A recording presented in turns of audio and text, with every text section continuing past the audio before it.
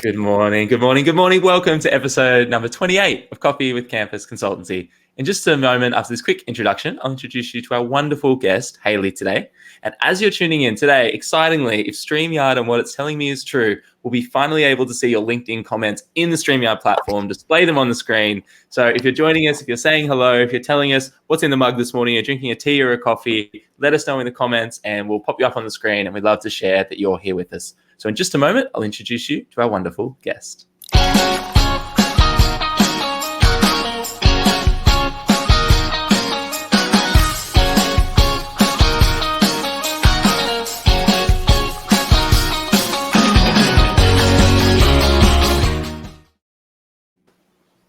Hayley, good morning. How are you? I'm well. Hi, Josh. How you doing? I'm really, really, really well. Thanks for joining us today. My pleasure. Love it. Wednesdays. Hump day. How did I get hump day? This is awesome. I know. It's great. I woke up this morning. It's so nice. Like, you wake up in the morning and I'm like, that first thought is, who's the awesome person who I get to speak to today? It's such an interesting reframe. Anyway, just so we don't totally distract ourselves, we're going to be talking about technology, work, education, crazy career pathways, and all things in between. If you have any questions, let us know. Pop it in the comments and we'll ask Hayley. But before we do any of that, Hayley, how did you end up from studying at university to the weaving and wonderful career you've had to sitting in your lounge room today? Give us the comic book number one story. Well, it's a pretty windy journey, and like all good journeys, was never the path that I intended to go on when I stepped out of university. I studied international studies at RMIT, and I think I had grand hopes of being a diplomat, probably because I saw it on a TV show or in a movie once. And like many students, finished their university degree and was like, oh no, what am I actually qualified to do, and hadn't really given much thought to where my life might end up. And sort of came to that crashing realization when I started into the workforce that I didn't really have any skills that anyone wanted or experiences that I could call on that, could actually move my way into a role. So, I had a really tough time leaving university and thinking, oh my gosh, existential crisis right out of university. What am I doing? I was very fortunate just to continue to say yes. So I got a job at a nonprofit, which I'd never expected to do, at Canteen straight out of university. And that was amazing because I got to work with incredible people. I got to really understand what it is to work for a passion and a cause. And I cut my teeth in doing administration, literally. And I credit all the skills that I bring to all of my work now with actually getting really familiar with how to operate a business and an office early in my career, which is amazing. And then I did that thing that you do when you want to think about saving the world. Is you're like, I might just go and volunteer overseas for a little while and have a cool time and do some good stuff. And by chance, not on any planned way, actually ended up in India. And so got off the plane, at 22 in India to the crazy sights and sounds there. And that experience completely changed my life. I went there to volunteer and ended up actually staying there for 8 years. And that was an amazing path of volunteering, continuing to understand, am I able to make a difference, and actually, what are some of the big wicked problems that the world have, and actually experiencing those rather than just reading them in books or understanding them through lectures. And got really passionate about education, and so was very fortunate to have the opportunity at a very young age. And very rightly, I was so naive, and you need that to be able to start something, which you will know, Josh. I'm very well experienced with that. Yeah, that's right. A good, healthy dose of naivety and passion, I say, are the perfect mix for any young budding entrepreneur. And so at that time, I really wanted to see what contribution I could make to education, and actually started an organisation called Atma. And that's about 12 years ago now that I did that. And so started my career as an entrepreneur building a nonprofit in India, which I never would have expected, but set me on a leadership and a pathway to really growing and understanding what it is to create change. So, Hayley, just to be very clear here, if students are listening in and you're wondering what you're going to do after university, and let us know in the comments. If you're studying something, you have no idea what you're going to do after university, let us know. Let us know what you're thinking about, what career decisions are you making. We'll be talking about how technology can sort of accelerate and assist this process of finding work, getting into work, having experiences at work.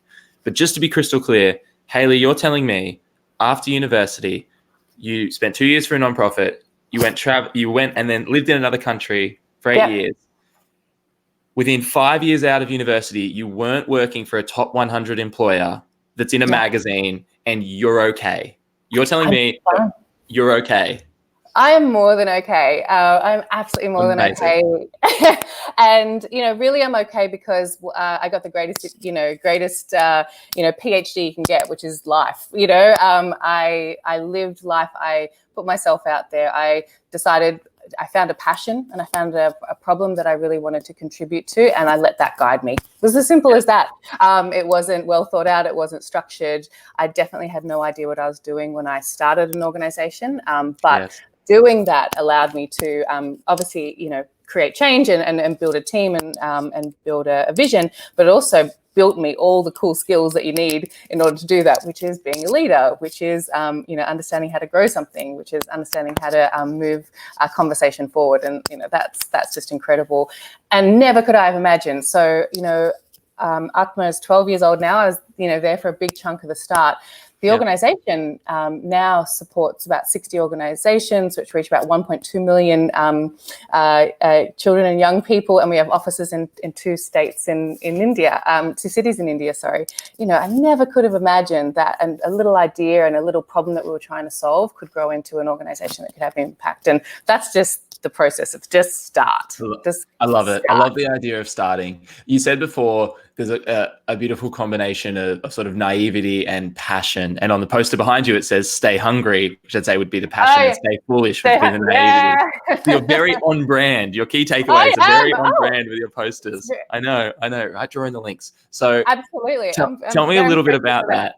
Tell me a bit about that for students, for people in the university space as well, where times right now are a little bit challenging and people, to say the least, and lots of people are struggling with this idea of motivation. And I think this idea of hunger is just, when you say hunger, it has a little bit more weight than I need to be motivated. It's like, tell me about hunger. What's the importance of hunger when you're chasing something, when you want to solve a wicked problem in the world? Why does that matter so much? I don't think I could really understand how much it mattered.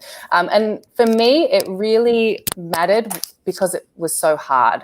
And when I think back to 22-year-old Hayley, and I look back now and think, wow, who was that girl? Because, I didn't have a lot in the world. I don't have the wealth of experience that I have now. I wasn't bringing any of those things.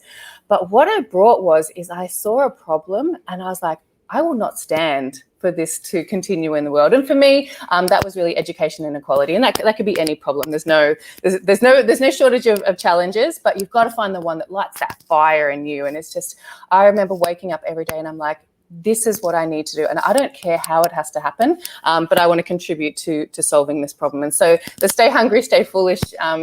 I think it was a magazine. Oh gosh, what's it called? New Earth Catalog. That's right. And that was their last episode. And I actually heard this from the Steve Jobs. Did a speech at Stanford, which I think many people might have seen that talk. And if you haven't, check it out. It's really great. And essentially, they put this "Stay hungry, stay foolish." And I think now that really applied to me. So I was hungry. I woke up every day. I remember never having an alarm. Those first few years of being an entrepreneur, never had an alarm, which now I need an alarm. Josh, I had to have an alarm to wake up for you this morning. I'm sorry. Yeah, look, I need one too.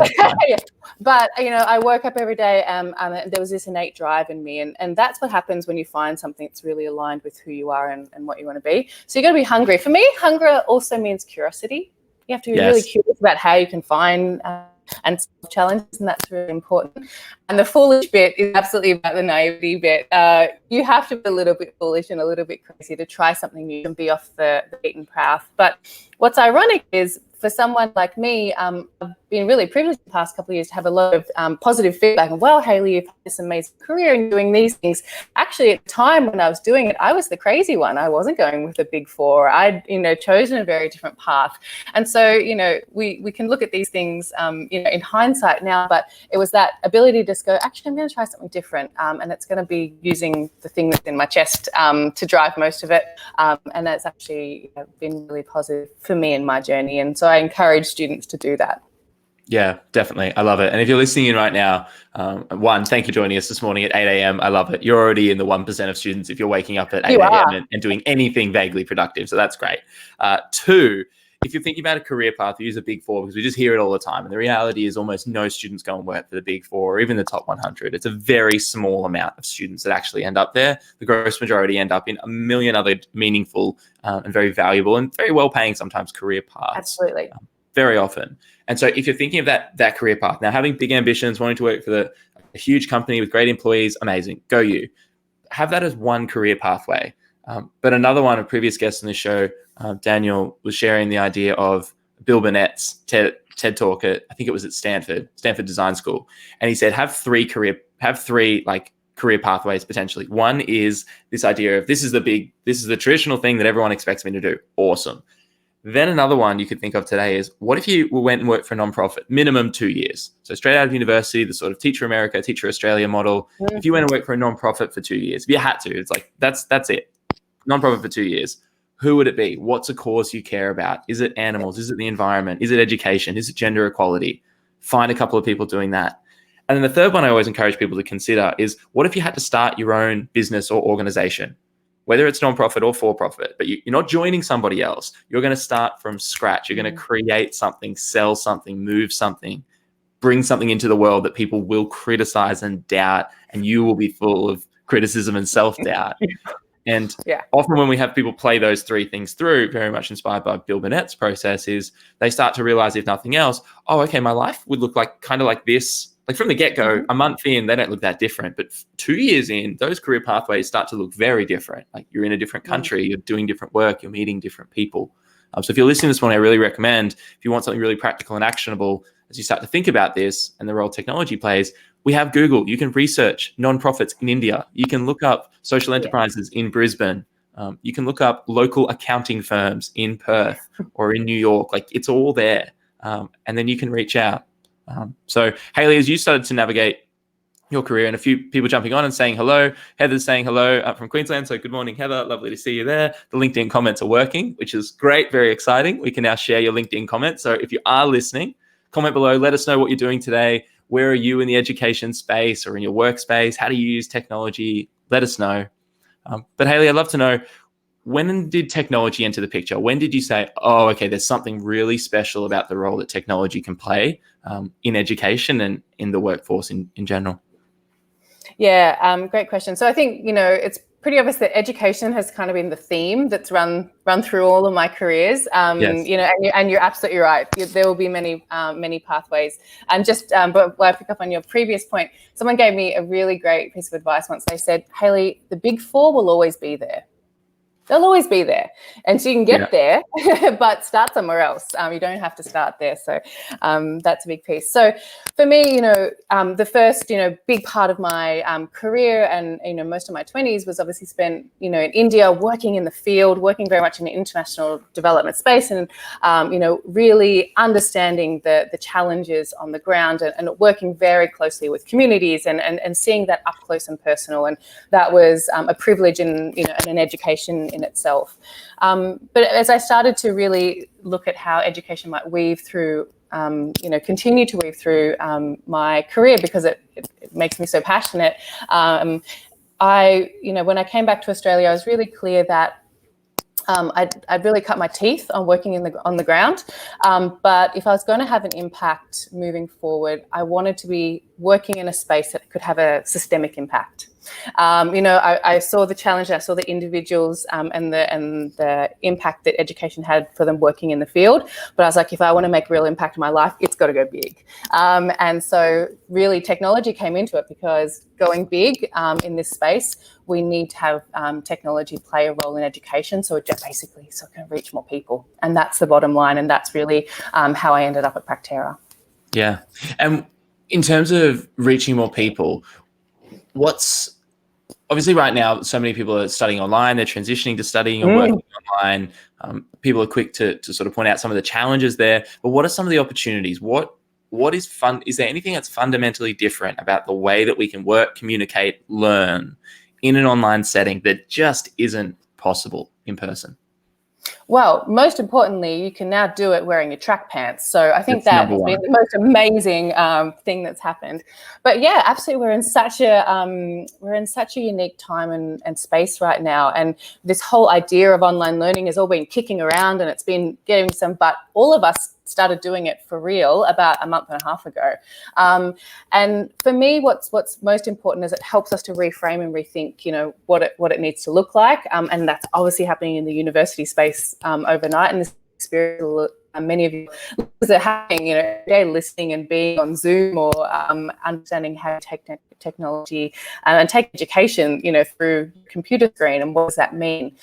But I think there's real opportunities here, because actually what's happening right now is your learning experience and the way that you have to take in information, via a digital platform, communicate with your peers or with your lecturers, actually is a lot closer to the real world.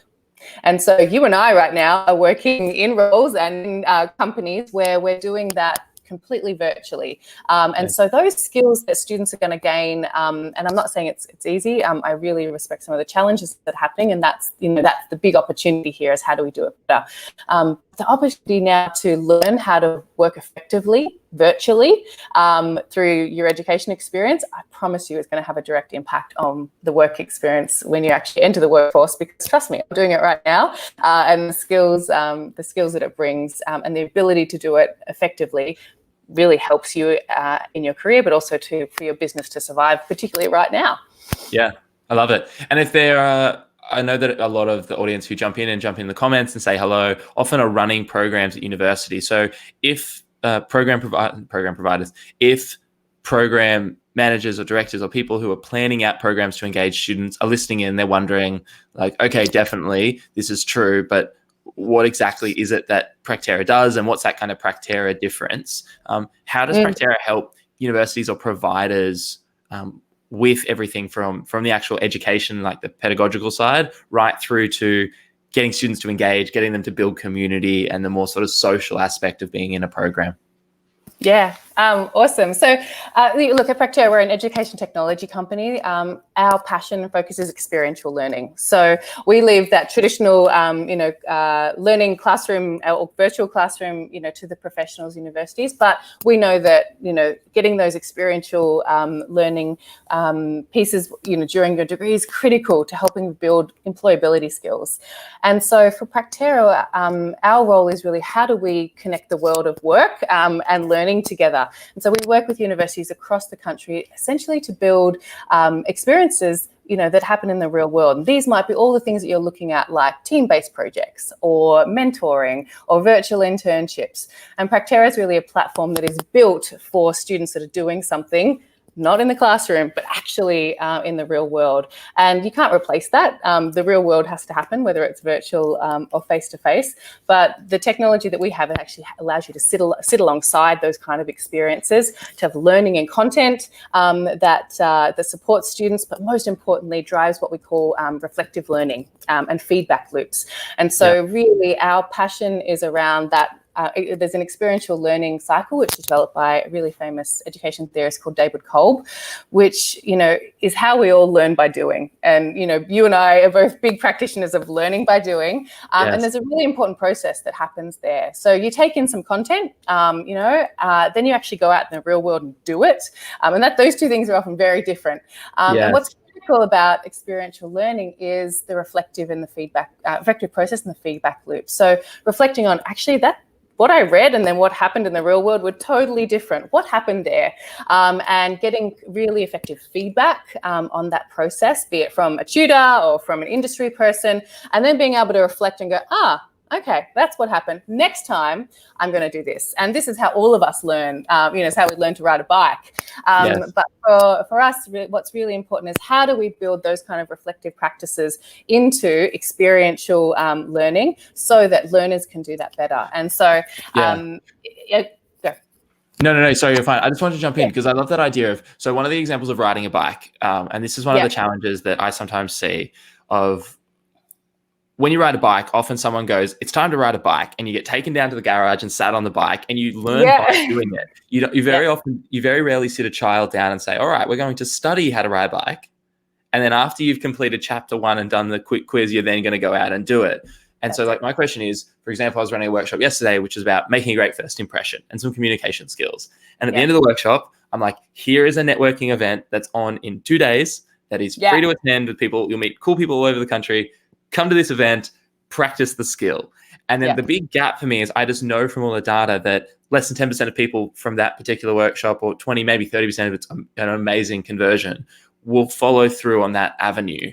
So I wonder, like, in terms of helping people actually apply the thing they're learning so they can reflect on it, have you seen it be beneficial to say, here are 50 ways you can apply it? Here's one thing that I would love you to go and do to apply it. Do you give no direction at all and let people just figure out how they have to apply it? Because I see this enormous drop off from any sort of educational experience to actually applying the thing, unless the post event is very hands-on, motivating, rewarding, monitoring. Unless it's super hands-on, it's often a small percentage. So what do you think about that? Have you seen anything work well in that space? Oh, absolutely. And it's that moving the bell curve, right? How do we move the majority through that? And the way that we would think about that problem that you just posed, Josh, in Practera world is, the great piece that you said is go out and do it. And you're right, there's only a small percentage that did that. But what's really important, even if it's that small percentage, is the reflective process once they have done it. So for us, it's about building learning experiences that have that structure, and most importantly, build in those loops so that once you have gone out and done it, there's prompts and there's a process, whether that be a reflective video or maybe a reflective a quiz, or it could be anything that allows you to go, I went to that thing, Josh, and I spoke to this person, and actually next time I might do this and this and that. That's the key piece, because once we move ourselves through that, and when I say we move ourselves through that, that's really hard, because doing this kind of experiential learning or learning by doing, it's really hard and it's scary and it's not fun. It's uncomfortable. And so really, what I see with students across the country who do a lot of our collaborative team-based projects is it's really hard and sticky in the middle, but it's only once you get through it and then you can look back and reflect on it that the real gold happens. That allows you to go to that next, be real motivated to go to that next networking opportunity. And apply those skills again, because you're not going to get good at this stuff overnight. It doesn't happen with one go. And the social, and just some people jumping in and saying hello. Nimisha, hello there. Lovely. Hey. So like quick waves to Nimisha. I love it. Very good. So one of the things with that's interesting is that, so that works really well after someone has applied it. And when I had a couple of teams through live projects with Study Melbourne, and they were using Practera and they were coming in and doing some work with me, one of the things I'd often see was, even though, because that doesn't necessarily increase the conversion rate from learning to applying, but when they do apply it, the bigger feedback loop that those little feedback loops operate in is we're doing this big project and we know there's a deliverable at the end. And if one person went out and did something, because they're reflecting on it, and they're reflecting on it in a somewhat social way, and they're checking their work and submitting their work, that then meant in our next team meeting, I could say, okay, well, 3 of the 5 of you did the thing that you said you would do. So like 3 for the 3, and then it became much more, instead of going, well, 2 of you didn't, I was like, okay, the 3 of you, what did you learn? What did you get out of that? And then they could reflect. And then the other 2 were sort of, without ever saying things, could sometimes sit on the sideline and be like, oh, we can't really participate in this learning cycle or the learning cycles because we didn't do the thing. And then what we saw over the course of the program was more and more. And then when I have multiple teams, this works as well. If one team's making progress, the other teams get a little bit more sort of competitive, and then they start going and applying it. So it's not necessarily increasing that first conversion, but it does increase total conversion over time. Like it's slowly moving the bell curve rather than, I'm still waiting for that silver bullet that says like gets everyone out there to apply it instantly. But I think the reality is it's going to be slow and it's going to build.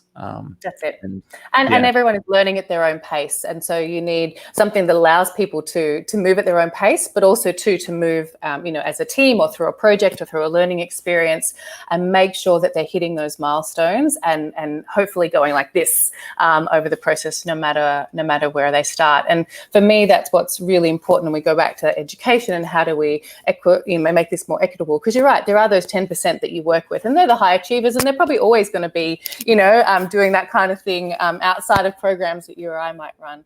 But how do we make sure that everybody gets these experiences, because we're all going to need them as we move forward into the future of work. That's for sure. And so it shouldn't be for the few, it needs to be for the many. And that's really where technology plays a part to make sure that they're accessible to all.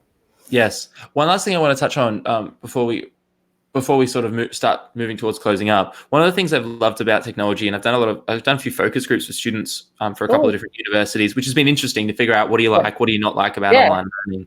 And one of the big things that's come out is lots of students are just crying out for things like Kahoot, things that are like they're online learning, but they're also fun. Totally, They want a multiple choice answer where one of the multiple choice answers is ridiculous. And they can have a little laugh, and it doesn't have to be, is the answer 0.2, 0.3, or 0.6? Like it can be, is the answer 0.2, 0.3, apple or banana?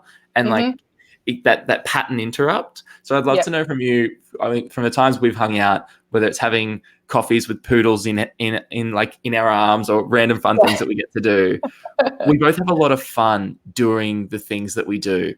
And I wonder where have you seen that idea of fun being able to be built in because of just the cool things that technology can do?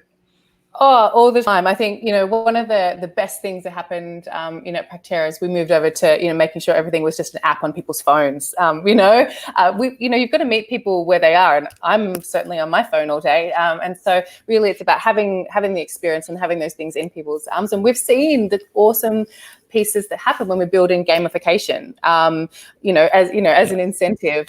That is really important. But you're right. Most importantly, it's speaking to people in language that they understand, and it's being, we make a rule. Let's not have videos over 2 minutes. No one's gonna watch those. So how do we build content that is actually meeting students where they are, and how they like to consume things, and saying.